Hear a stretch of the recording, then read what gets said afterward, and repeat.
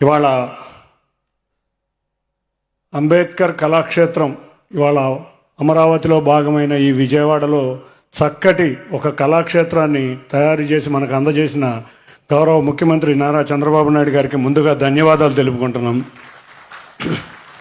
ఇవాళ MSME growth summit అసలు Indian ఎకానమీకి బ్యాక్ బోన్ అంటేనే ఎంఎస్ఎంఈలు. ఈ ఎంఎస్ఎంఈలు ఎంత అభివృద్ధి చెందితే గౌరవ ముఖ్యమంత్రి వారు తలంచినట్టు స్వర్ణాంధ్ర 2047 కానీ ప్రధానమంత్రి గారు తలుచుకున్న వికసిత్ భారత్ 2047 కానీ సిద్ధమవుతాయి. అంటే ముందు బాధ్యత ఇక్కడ ఉన్న ఎంఎస్ఎంఈలు అభివృద్ధి చెందాలి. ఆ ఆశయంతో ఆయన ఎన్నో వందల పాలసీలు సృష్టించిన సృష్టికర్త.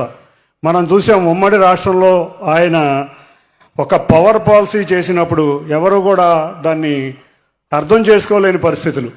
కానీ ఇవాళ అన్ని రాష్ట్రాలు కూడా ఆ పవర్ పాలసీని ఫాలో అవుతూనే కాకుండా ఆయన చేసిన ఎన్నో పాలసీలని ఆ రోజు ఏ ముఖ్యమంత్రి కూడా అందుకోలేకపోయారు. కానీ ఆ తర్వాత కాలంలో గుజరాత్ ముఖ్యమంత్రిగా ఉన్న ప్రధానమంత్రి నరేంద్ర మోడీ గారు అందుకుని ఇవాళ ఆయన గుజరాత్ రాష్ట్రాన్ని చంద్రబాబు నాయుడు గారి పాలసీలని అనుకరిస్తా నెంబర్ 1 స్టేజ్కి తీసుకెళ్ళగలిగిన వ్యక్తి ఆయన ఆ రోజు హైదరాబాద్ ఉమ్మడి రాష్ట్రంలో మనమందరం ఐటీ పాలసీ అనుకుంటాం.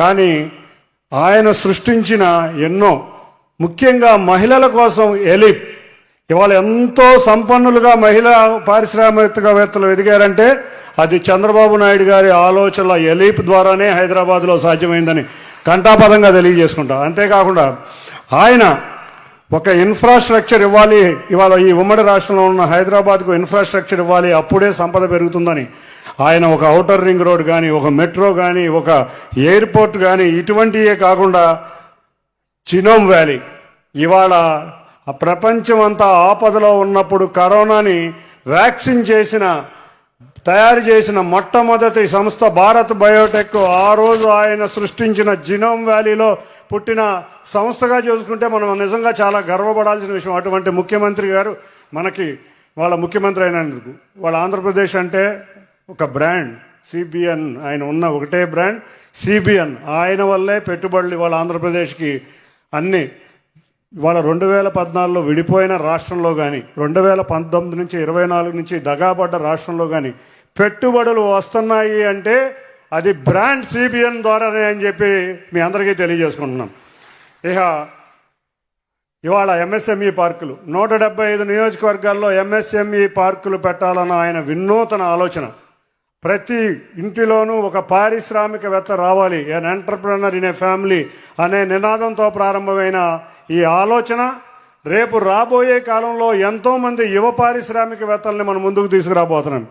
అన్నిటికన్నా ముఖ్యంగా సుమారు 800 ఎంఓయూలు ల్యాండ్ అవ్వబోతున్నాయి ఆంధ్రప్రదేశ్లో. అంటే ఎన్నో మేజర్ కంపెనీస్ ఇండియాలో ఉన్న ప్రతి పెద్ద కంపెనీ కూడా ఇవాళ ఆంధ్రప్రదేశ్లో తమ పెట్టుబడులు పెట్టబోతున్నాయి. అంటే అది బ్రాండ్ సిబిఎన్ యొక్క ఘనత, అది ఆయన మీద కంపెనీలకు ఉన్న నమ్మకం. గత 5 సంవత్సరాల్లో పోయిన నమ్మకం ఒకే ఒక్క మనిషి విశ్వాసం ద్వారా వచ్చింది, అది సిబిఎన్ గారి ద్వారానే.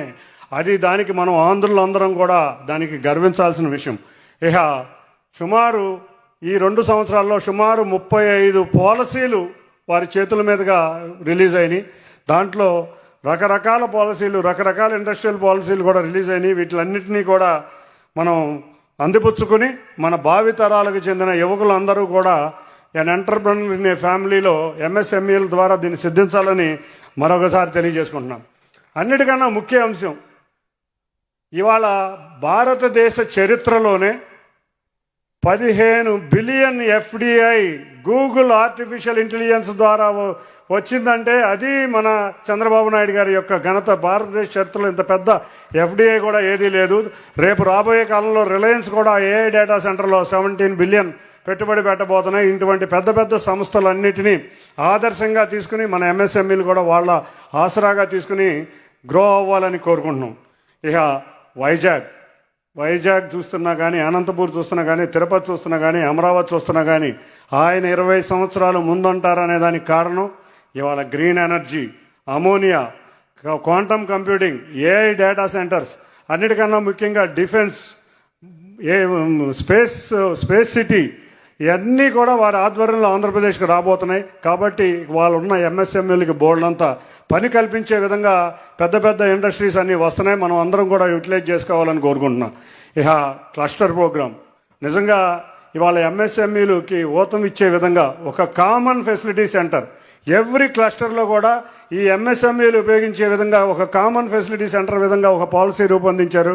కాబట్టి ఇవన్నీ కూడా మనం చూసుకుని తప్పకుండా వారి బాటలో వారు కోరుకున్న విధంగా నిజంగా వారు కోరుకుంటాం ఏంటంటే ఒకటే వారి కోరిక, ఆంధ్రప్రదేశ్ని నెంబర్ 1 రాష్ట్రంగా వెలుగొందించాలి.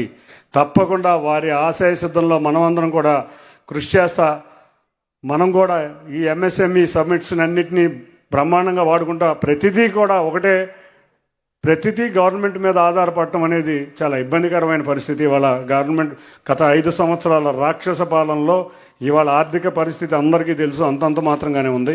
మనం ఉన్న ఫైనాన్షియల్ సంస్థలన్నింటినీ కూడా వాడుకుని మొన్నే ఎన్ఎస్సి మీట్ జరిగింది. ఇవాళ ఇక్కడ IPO MSME IPO meet awareness programme జరిగింది. దాంట్లో పెద్దలందరూ ఒకటే చెప్పారు, ఇవాళ ఐపీఓలు 295 దేశం మొత్తం మీద వస్తే 3 ఐపీఓలు ఆంధ్రప్రదేశ్ రాష్ట్రం నుంచి వచ్చినాయని. ఇక్కడ ఉన్న ప్రతి ఇండస్ట్రీ వారు ఆ విధంగా ఐపీఓల్ని వెళ్ళే విధంగా ఆంధ్రప్రదేశ్లో వచ్చే రాబోయే కాలంలో అతిపెద్ద ఐపీఓ ఉన్న సంస్థ ఐపీఓకి వెళ్ళే ఎంఎస్ఎంఈలు రావాలని కోరుకుంటూ మరొక్కసారి ఈ అవకాశం ఇచ్చిన పెద్దల గౌరవ ముఖ్యమంత్రి నారా చంద్రబాబు నాయుడు గారికి అందరికీ కూడా ధన్యవాదాలు. Thank you.